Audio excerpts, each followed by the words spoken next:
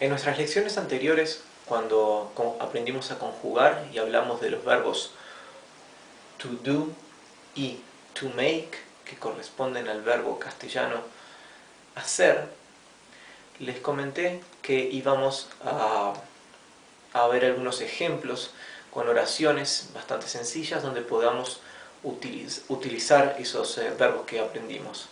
El verbo hacer, to do o to make.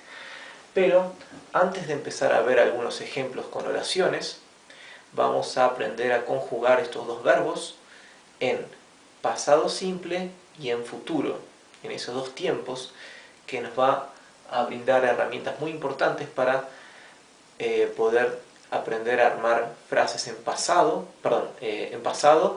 y frases interrogativas, oraciones interrogativas, hacer preguntas y también armar frases y oraciones en tiempo futuro.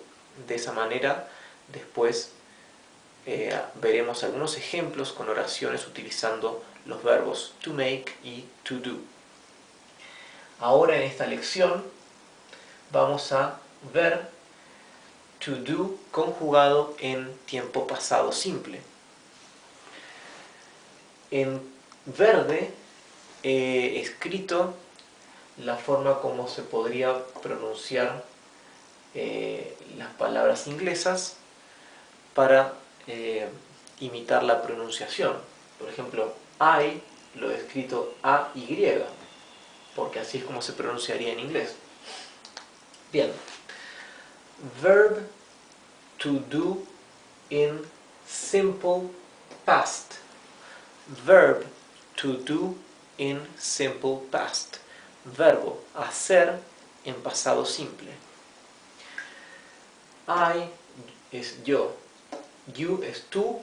He, she, it. Él, ella, ello. We, nosotros. You, vosotros. They, ellos. Fijaos que they es con ese sonido, como una D vibrante. Por eso lo he escrito aquí con una D y una H, para simular el sonido de la TH inglesa. Bien, el to do en pasado sería I did, you did, he did, o she did, o it did. We did, you did, they did. O sea, son todos did, D-I-D. Este verbo es muy sencillo, así que podréis recordarlo con facilidad. Es imposible olvidarse de cómo se conjuga el verbo to do en pasado, porque es muy sencillo. Vean cómo se repite la misma conjugación en todos los 6 pronombres. Aquí tenemos 3 ejemplos con 3 oraciones bien simples para ver cómo se utilizan. Por ejemplo, primer ejemplo, I did it. I did it. Sería lo hice o lo logré. Literalmente significaría yo hice ello, que sería lo hice, lo logré. Did you eat? ¿Has comido o comiste? Debes sería has tú comer, has comido. Sí, lo hice. Yes, I did. O sea, I did it. Did you eat? Yes, I did.